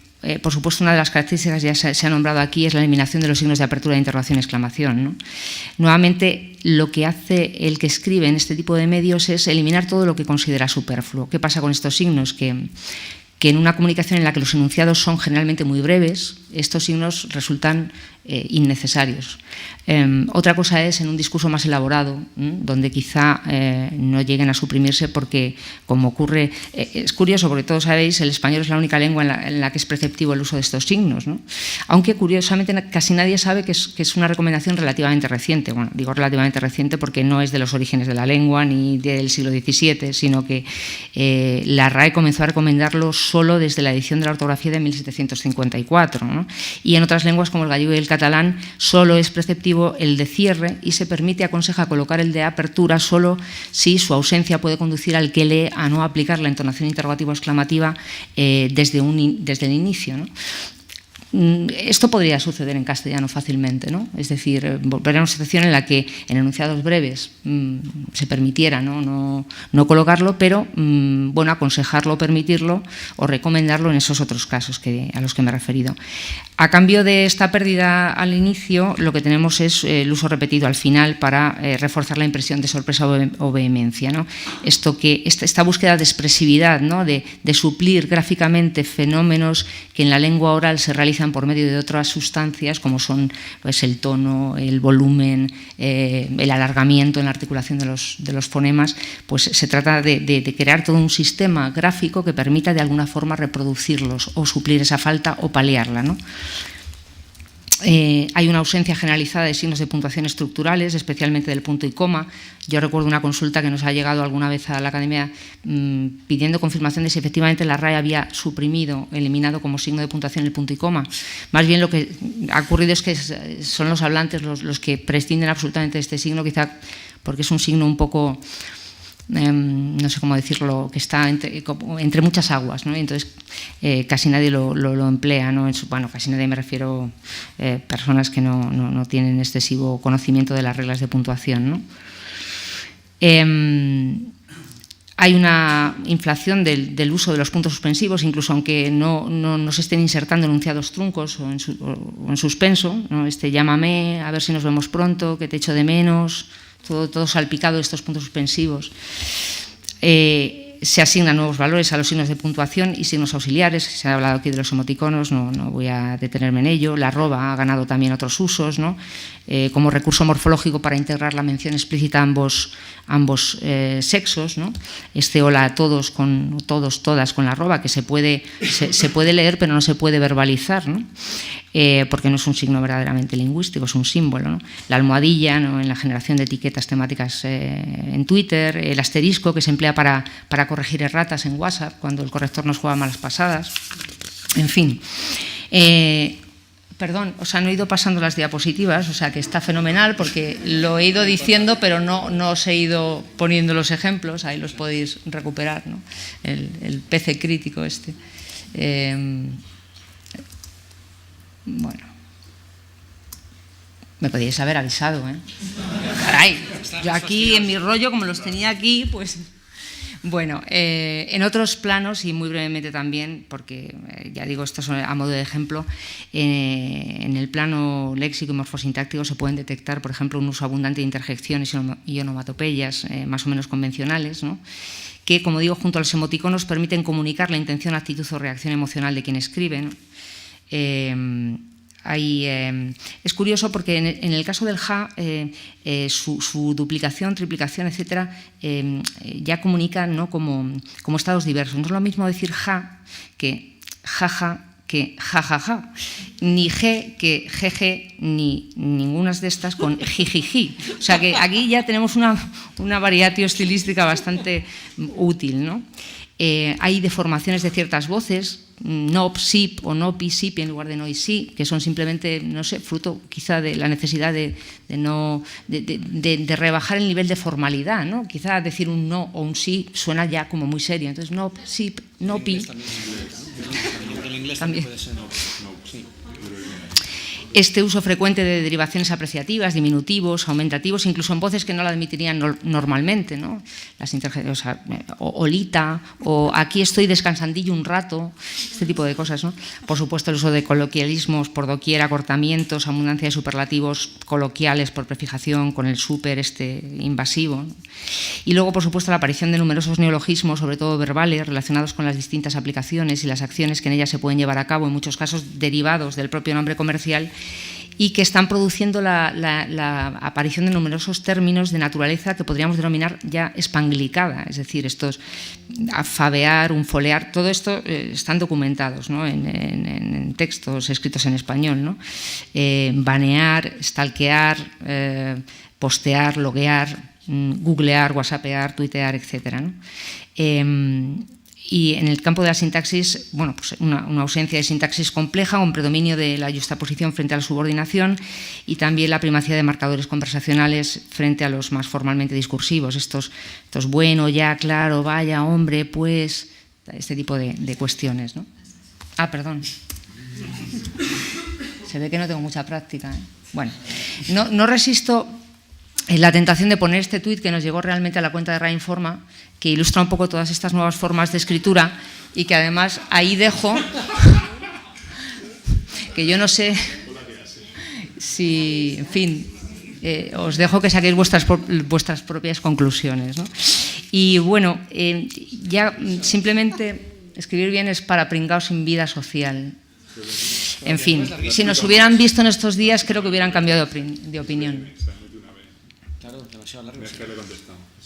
¿Verdad? Sí. Bueno. Yo, para terminar, quizá cabría preguntarse finalmente si estos rasgos detectados en la comunicación por medios electrónicos en este ámbito, insisto, que es solo el de la comunicación interpersonal, coloquial, conversacional, pueden producir o no cambios en el estándar lingüístico, así como en el proceso de adquisición de una buena competencia comunicativa por parte de las nuevas generaciones, que es a mí quizá lo que más me preocupa. Yo creo que los clasificados como heterografías, que son los que afectan al sistema de representación gráfica de la lengua, en la medida en que aplican reformas, digo reformas entre comillas, casi a título individual, no consensuadas y carentes de homogeneidad, muchas de las cuales suponen la plasmación en la escritura de rasgos articulatorios dialectales y por ende no compartidos por todas las variedades del español, están poniendo en riesgo la unidad ortográfica que tanto nos costó alcanzar. Estamos volviendo con ello casi a etapas previas a la normalización ortográfica, ¿no? Que recuerdo que es relativamente reciente, porque solo puede hablarse de verdadera unidad y estabilidad del sistema ortográfico del español desde 1927, que es cuando Chile decretó ya finalmente su aceptación de la norma ortográfica académica, porque, como sabéis, durante un tiempo hubo una ortografía llamada ortografía chilena que presentaba unos rasgos gráficos distintos de la que era la ortografía oficial académica, ¿no? Y teníamos esa J única para representar el fonema velar fricativo sordo, que algunos recordaréis en el título de la segunda antología de Juan Ramón Jiménez, que estaba escrita con J y no con G. En fin, yo creo que hay que tener cuidado con esto, porque lo que puede propiciar es que nos acostumbremos a determinadas formas de escritura que en estos contextos, digamos, no tienen mayor importancia, pero que ese acostumbramiento visual a estas formas acabe, digamos, contaminando quizá otro tipo de escritos, no en gente formada ya como nosotros, que yo suelo también hablar de la oposición entre inmigrantes digitales y nativos digitales. Yo creo que nosotros no tenemos ningún problema para adecuarnos al registro, ¿no? Comunicativo en cada caso, pero quizá yo creo que más preocupante, a mi entender, que esta cuestión de las heterografías y en qué medida pueden conducir a un cambio en el sistema ortográfico, en la norma ortográfica. Para mí es más preocupante las consecuencias que esta rapidez y brevedad de las interacciones pueden tener para estos nativos digitales, insisto, las nuevas generaciones que han nacido ya en el entorno digital, y las dificultades que ello pueda comportar en el dominio, por su parte, de las competencias de elaboración y comprensión de discursos complejos, que yo creo que al final son esenciales para la formación de ciudadanos reflexivos y, consecuentemente, críticos. Yo creo que Antonio se refería el otro día a esto, ¿no? Yo creo que es cierto en cierta medida, bueno, es cierto que hablamos como pensamos, pero que también pensamos como hablamos, ¿no? Y que tenemos que tener este cuidado de que esta rapidez y esta tendencia a la simplificación no conduzca también a una superficialidad no sé, del propio discurso, ¿no? Y que en ese sentido es necesario que desde el sistema educativo se asegure la formación de individuos capaces de dominar los diferentes registros y capaces de pasar con fluidez de uno a otro, ¿no? Siempre buscando esa adecuación entre la forma de los mensajes y la naturaleza de cada medio y de cada situación comunicativa.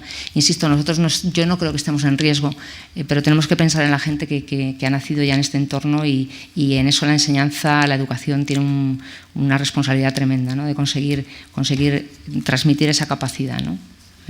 Y nada más. Ahí dejo lo de que somos unos pringaos sin vida social.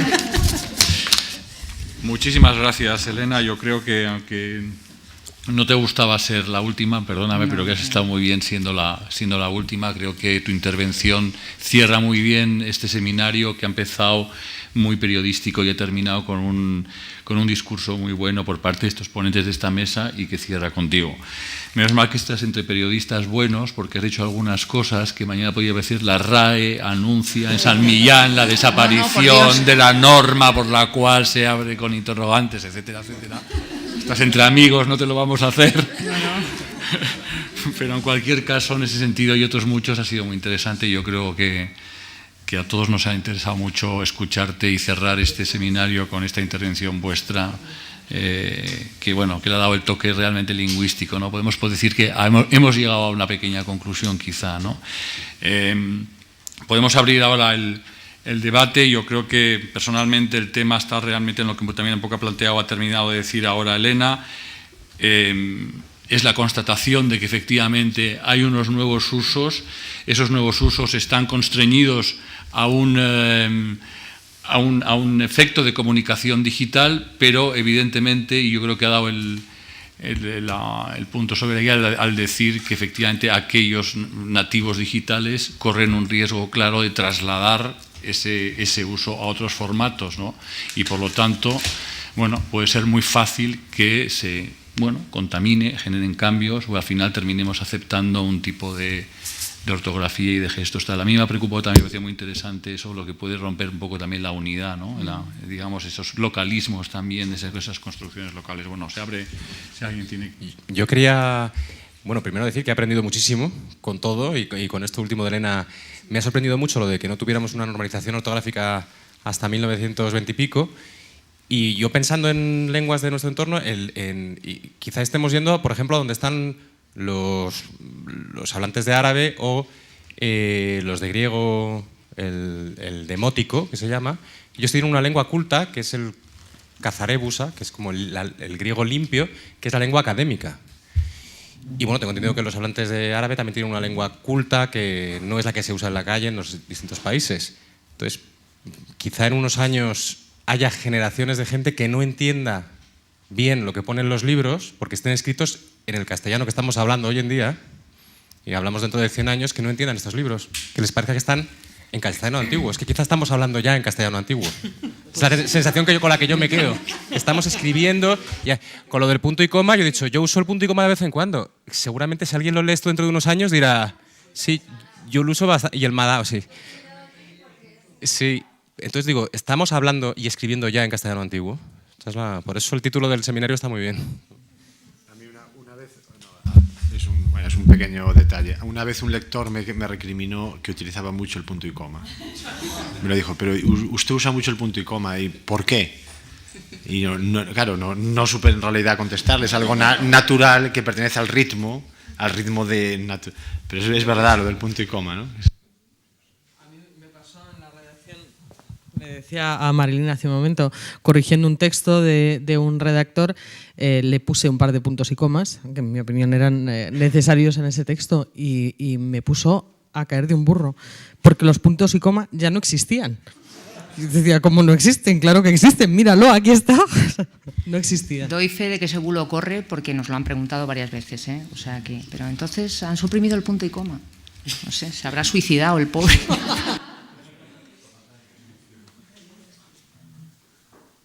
Bueno, perdona, yo quería decir una cosa relacionada con el tema de los extranjerismos, ¿no? Estos términos un poco vacillélmicos a los que me he referido y tal.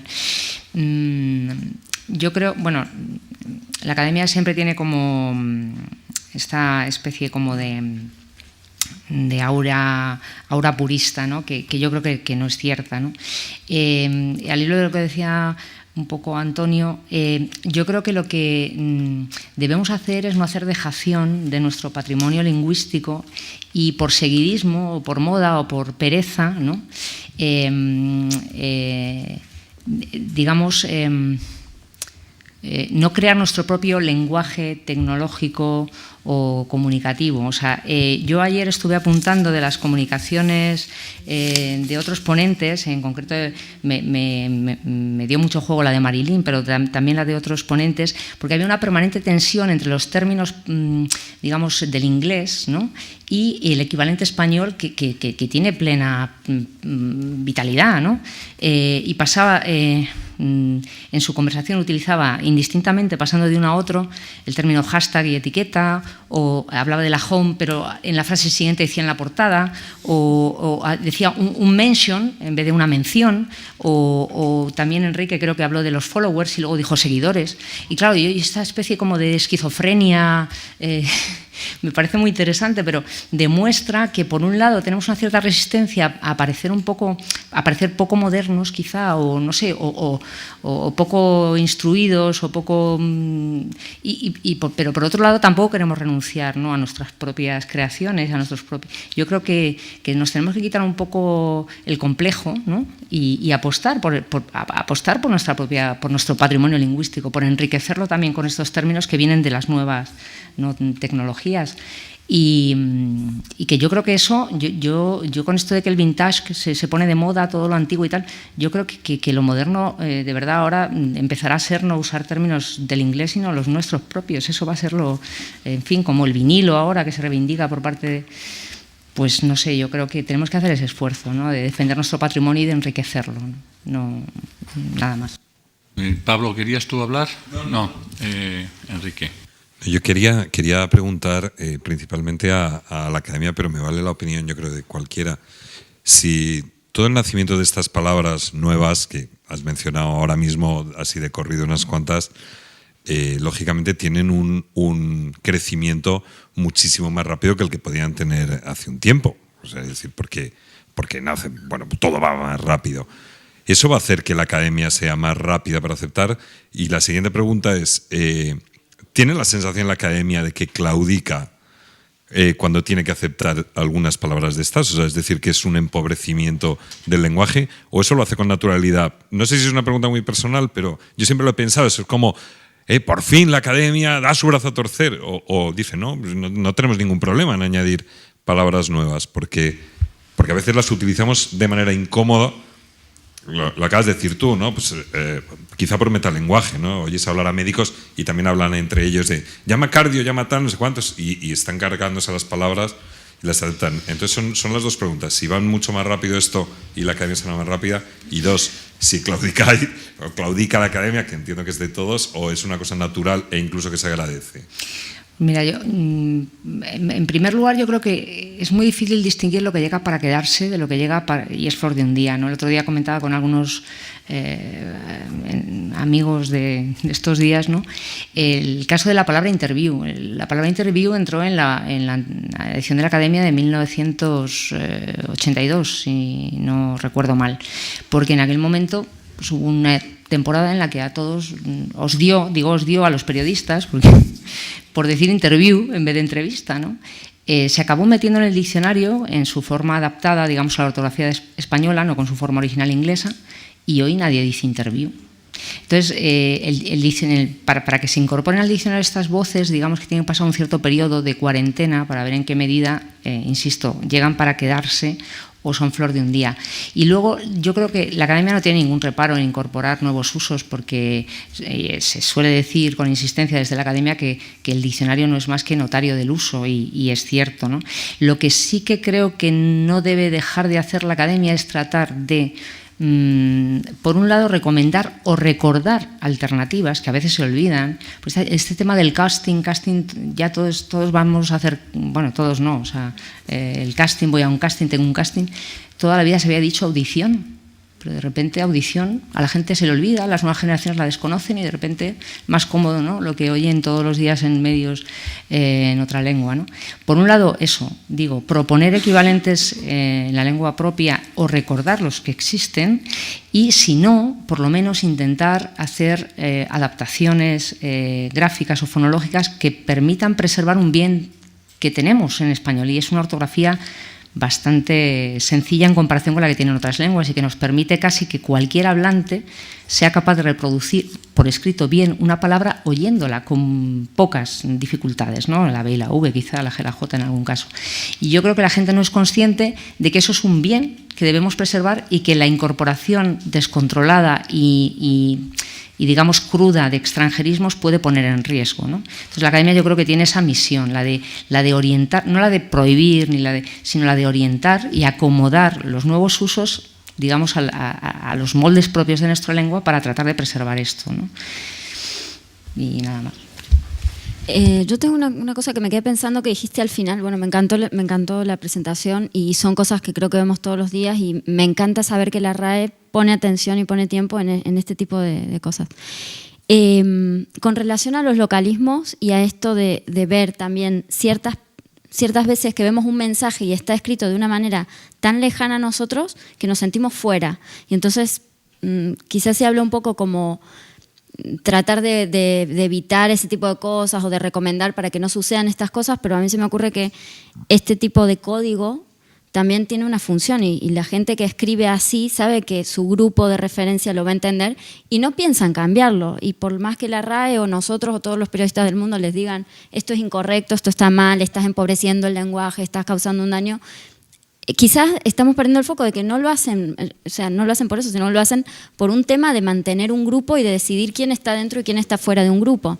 Entonces, mi duda y lo que te quería preguntar era ¿cómo hacéis en esos casos en los que esto escapa un poco al conocimiento general que uno tiene, o sea, a la lengua como unificadora general de entendernos entre todos, sino que aquí ya hay un uso diferente que va por grupos, incluso muy locales o muy restringidos, ya no de países, sino de tribus urbanas o como quieras llamarles, ¿no? O sea, en esos casos, ¿cómo os manejáis con eso? ¿Lo estudiáis o lo dejáis como un fenómeno temporal y que luego, cómo os manejáis con eso? No, yo creo que nuevamente estamos ante un tema de registro y de ámbito de uso, de situación comunicativa. Yo creo que la Academia se ocupa básicamente del español general culto estándar, no solo culto en el sentido que también incorpora en su diccionario pues, términos coloquiales naturalmente y tal, pero no baja, digamos, a estas manifestaciones que son propias de un medio muy concreto y que yo creo que no, por lo menos de momento, no están traspasando esa frontera, ¿no? De lo que es de modificar, de llegar a modificar realmente el código escrito tradicional en la comunicación culta, digamos, que fuera de estos fenómenos que acabo de señalar. Entonces, no, de momento, alguien ha señalado lo de que, me parece que ha sido Juan Andrés, ¿no? De que se incorporen los emoticonos al abecedario. Yo diría, bueno, no hay necesidad, o sea, simplemente los emoticonos son símbolos de otra naturaleza, no son letras, no son grafemas, son símbolos en todo caso, que podríamos denominar emocionales, no sé, como su propio, ¿no? raíz indica.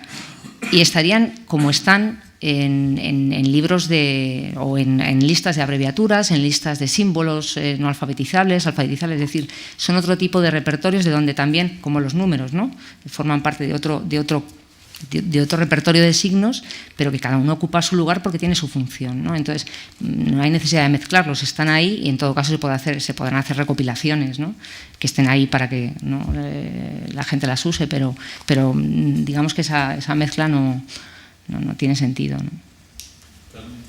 Sí, yo quería decir una cosa. El fenómeno es tan imparable, este código, que no es una cosa que se limite a una única lengua, sino que los mismos fenómenos de reducción, de simplificación, están ocurriendo en todas las lenguas del mundo. Eso es lo asombroso. Incluso lenguas que presentan una dificultad intrínseca, porque lenguas, por ejemplo, como el alemán, que tiene un sistema vocálico muy complejo, entonces suprimir una vocal en alemán puede crear un mensaje desastroso. Pero los propios hablantes se las ingenian para reproducir en la manera en que la lengua lo permite fenómenos muy similares a esto. Entonces, el código, voy a hablar del código de los SMS, es un sistema de comunicación, no sé si alternativo, pero muy interesante en ese sentido, porque unifica y no es generacional, salta la barrera de lo generacional. Y un índice de que ha saltado esa barrera, y ha despertado muchísima polémica, es que ya los libros de texto de nuestros alumnos, y eso ya me parece un poco más peligroso, hay una pequeña nota de cómo escribir en este código, como si los chicos no supieran. Evidentemente que lo saben, evidentemente. Y respecto a los emoticonos, no creo que se van a incorporar, pero sí se deberían recibir una atención más atenta, una atención especial, porque hay muchas creaciones con signos gráficos que son verdadero arte. Incluso se habla incluso del ASCII art, crear una rosa o la típica rosa, o todos los personajes, por ejemplo, de Harry Potter están hechos con símbolos signos de puntuación. Eso me parece fascinante. Elena. Sí, yo quería decir, al hilo de los emoticonos, yo tengo varias amigas egipcias y te puedo asegurar que nadie maneja los emoticonos como ellas. Debe de haber algo genético, de jeroglífico, porque nadie como ellas para manejar emoticonos. Javier. Yo quería lanzar dos temas sobre la mesa. Uno tiene que ver con lo que estábamos hablando de este lenguaje de los SMS, de las abreviaciones, abreviaturas y textismos, como hemos discutido más de una vez. Elena decía que probablemente la generación que ha nacido ya en un mundo digital está en mayor riesgo.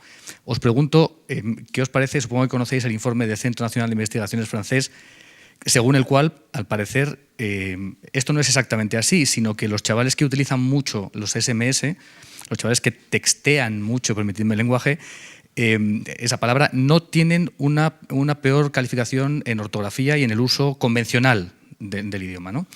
Y si sabéis, por cierto, porque es un tema que me interesa mucho, si hay algún estudio similar en España. Este era un tema que quería dejar sobre la mesa. Y otro, a veces hablamos del riesgo de que este tipo de cosas acaben haciendo daño a la corrección en el idioma, ¿no? Y quiero volver un segundo a algo que hablamos esta mañana, que hablamos precisamente de la corrección automática de los medios de comunicación, de cómo se escriben los medios, ¿no? Y quería poner sobre la mesa algo que creo que está sucediendo, y es, aprovechando que estamos aquí periodistas de muchos medios, ¿no? Y no sé si es una percepción solo mía o es general, ¿no? Y seguramente tiene que ver con la crisis. Mi impresión es que en los medios de comunicación, al menos en España, la carencia de editores, correctores, en cada medio se llaman de una manera, ¿no? Se está notando de manera muy evidente. Muy evidente. Incluso medios de referencia, que eran medios de referencia también en el asunto ortográfico, suceden cosas que eran impensables hace 4, 5 o 6 años, ¿no? ¿Hasta qué punto la corrección lingüística, la corrección ortográfica ha pasado de ser una prioridad para esos medios y en una situación de crisis han prescindido de editores, correctores, etcétera, ¿no? Y hasta qué punto revertir ese proceso y hacer una apuesta decidida por la corrección no sería, digamos, una manera de distinguirse y de volver a ganar un prestigio, ¿no? Yo, bueno, al hilo de esto, estábamos hablando también en la comida, ¿no? de cómo determinadas páginas web que son comerciales o empresariales a veces utilizan traductores automáticos para generar sus versiones en otras lenguas. Y claro, todos sabemos cómo funcionan los traductores automáticos, todavía en fin, son bastante deficientes. Y en qué medida... decía Javier, bueno, ese no es su interés fundamental, ¿no?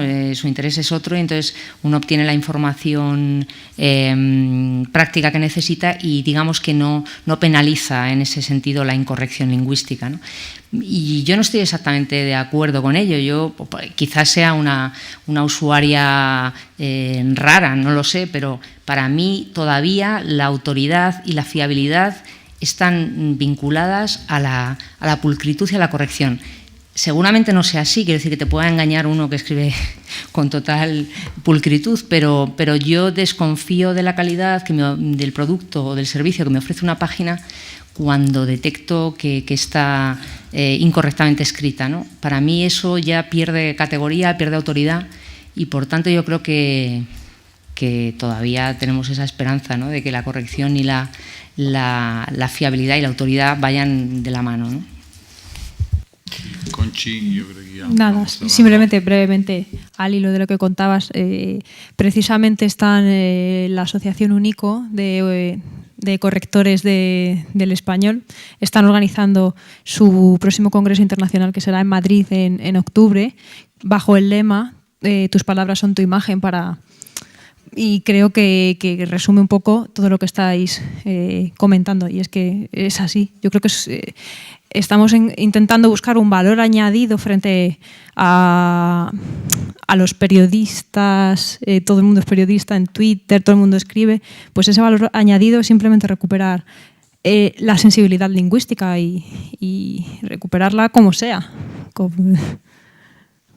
Yo creo que quien escribe hachazos, como en este caso, y quien piensa a golpe de zacho también o de guadaña, pues no puede tener una claridad mental. Y no estoy de acuerdo con que los chicos que escriben así tengan rendimientos académicos buenos. No, en mi experiencia es todo lo contrario. Yo trabajo con creo que yo trabajé con ellos y falsean los datos. No hay informe en España porque falsean los datos. Mi experiencia con universitarios, ya con una cierta formación, 19, 20 años, es todo lo contrario. Cuando yo suspendo por falta de ortografía o porque omiten la diéresis en lingüística, me parece elemental, mis alumnos me dicen, joder, ¿cómo te pones por 2 puntitos? Y ya esa apreciación ya es significativa de lo que está pasando. Yo creo que es exactamente igual. Lo bien hecho bien parece, siempre se ha dicho. Y desde luego, si un correo bien escrito, bien puntuado, sin faltas, a un correo desastroso, todos nos hacemos una idea, queramos o no, de la persona que está detrás de ese correo. Creo que sí es así. Está claro que es la imagen. Bueno, pues hemos terminado el seminario. Yo antes de que os dé las gracias por venir, quiero deciros que nosotros en la Fundeu tenemos muchísimos problemas en el día a día con uno de los temas que ha sacado Elena. Os voy a proponer una solución que a ver si nos ayudes a solucionar algunas cosas, que es decir, es el tema de las traducciones, ¿no? Es decir, mientras que es muy fácil que hashtag y etiqueta funciona, y al final yo estoy convencido que etiqueta ganará, porque hashtag me obliga a una cosa un poco no natural en mi lengua y etiqueta funciona bien, ¿no? Y otras cosas, pues mention, sí, eso puede ser. Pero nos encontramos con problemas muy serios nosotros y muy difíciles de resolver. Y yo, que lo saben mis compañeros Javier y Yoli y Judith, que están aquí, soy un enemigo de la respuesta que la Fundeu dio a Selfie, la solución que dio a Selfie. en el que estuvo Mario y la propuso y todo. Yo sigo diciendo que hemos fallado ahí. Nosotros propusimos autofoto. Y es que autofoto no es selfie, porque selfie tiene un componente de juego lúdico, divertido, que autofoto no lo tiene. Entonces yo, en un ataque de ira, porque estaba rabioso por haber perdido esto, yo me proponía cosas más brutales, ¿no? Entonces decía, pues hazte un ti mismo, un tú mismo, un no sé qué. Entonces me decían, bueno, eso parece una masturbación. Vale, de acuerdo. Pues eso va a confundir, pero busquemos algo. Es decir, nos encontramos con esa fuerza del inglés, que selfie es fantástico y funciona muy bien y tiene una cosa simpática, lúdica, divertida, y autofoto es una cosa tremenda. Entonces, ahí te das cuenta la dificultad. Nos falta el valor del ingenio para dar la respuesta, al menos en Fundeu, ¿no? Nos asustamos en eso. Pues es que a lo mejor, no sé, hazte un tú mismo. Bueno, yo es que estoy con lo de tú mismo, que estoy un poco pesado. En fin, como... Claro, pero es que hay que intentar que, bueno, es menos flexible porque hemos decidido, porque es verdad que seguramente está en nuestra forma de ser y el idioma refleja cómo somos, ¿no? Pero en esos casos, como no queda más remedio y como viene esto y el selfie es inglés, pero es nuestro también, para nosotros, con la única diferencia hasta cierto punto con la academia, porque es verdad que la academia tarda un tiempo hasta que, digamos, asienta esa palabra, pero sin embargo, por otro lado, Elena se ve obligada a responder a diario, es decir, están con el mismo problema que nosotros. Entonces, hombre, digamos, nosotros tenemos más libertad, porque no lo ha dicho la academia, entonces tenemos cierta flexibilidad, sí, para poder jugar con eso. Y ese es el gran problema, ¿no?, en conseguir tal. Entonces, a veces nos faltan prescriptores, por decirlo, gente que nos ayude en un momento determinado, y que me gustaría, y os lo lanzo como periodistas, compañeros, es decir, en un momento determinado, suponte que nos hemos lanzado y decimos, oye, vamos a por un tú mismo, ¿no? Vamos a por un tú mismo. Y Marilyn, Virginia, Enrique, pum, pum, os lo pasamos. ¿Qué os parece? Ok. La va a sacar el miércoles, la va a sacar el jueves, creemos que funciona mucho mejor, va a tener capacidad de ganar a selfie, que autofoto, no os empeñéis, no lo va a tener, va a tener ayudarnos y empezar a lanzarlo también.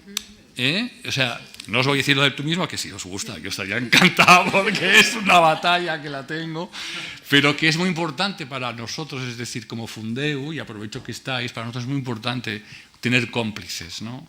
Si hablamos de una cosa de moda, está muy bien que algunas de los periodistas que trabajan sobre la moda lo incorporen, ¿no? Yo tengo y termino un ejemplo muy claro que nos pasó en Zaragoza con el pobre Federico Romero, compañero nuestro maravilloso, que nos habéis conocido, que murió y, bueno, se me coge el alma. Y estábamos en Zaragoza con los del Heraldo de Aragón y dándoles un curso, estaba Judith también, y entonces ese día sacamos como recomendaciones una especie de decálogo sobre el mundo del motor, de las carreras de coches y tal, pit lane, no sé qué, no sé cuántos. Y estábamos con un grupo de gente y en esto entró como una exhalación la que hacía motor en Heraldo. Y nos puso, pero vamos, a caer de un burro. Y que en ese prurito que tiene siempre el periodista de utilizar la terminología tal. Y yo le dije, hombre, eso es cuando en interior la gente usaba talde, porque de llamar comando, entonces era lo que hacía FETEN. Yo conozco el mundo de ETA, yo conozco tal, y en vez de decir un comando voy a decir un talde, que es en vasco, no tiene ningún sentido que lo escribas en español. Bueno, pues curiosamente, al día siguiente, que yo no sé quién es, pero que debe ser un referente, el periodista de motor, de carreras, de coches, en fin, del País, decidió, no sé por qué, aplicar, creo que en la práctica totalidad, la terminología que habíamos empleado. Bueno, el efecto fue dominó, de verdad. Siguen diciendo a pit lane, pero dicen vía servicio sin problema ya, ¿no? Bueno, nosotros decimos stop and go, pues para y sigue. Es que ha hecho un para y sigue. En fin, bueno, algunas eran más difíciles que otras, pero lo conseguimos, ¿no? Por eso os quiero decir que, ya que habéis venido y que estamos juntos, echarnos una mano en eso, porque ese es un papel importantísimo para nosotros, y crear un foro, un correo en el que digamos cosas como esas, ¿no? Es decir, oye, nos tenemos que lanzar a esto, porque autofoto y dale, no funciona, no funciona, y no va a funcionar, y tenemos que ir a algo más arriesgado, para de verdad aportar con algo nuestro. Bueno, con este rollo, que no deja de ser una petición, os quiero agradecer a todos muchísimo que hayáis venido, sobre todo que hayáis presentado unos trabajos. Cuando tú organizas un seminario nunca sabes realmente lo que te vas a encontrar. Lo decimos a mucha gente, es decir, lo que va a aportar esto. Yo creo que el conjunto final, la sensación que tengo, al menos yo final, es que bueno, hemos conocido muchas cosas, creo que hemos aprendido todos mucho, incluso, bueno, hemos empezado y hemos terminado muy bien ese seminario. Muchas gracias y que tengáis buen viaje de vuelta, que estemos en contacto, que os incorporéis al foro y nada, que sabéis dónde estamos para todo lo que queráis. Muchas gracias.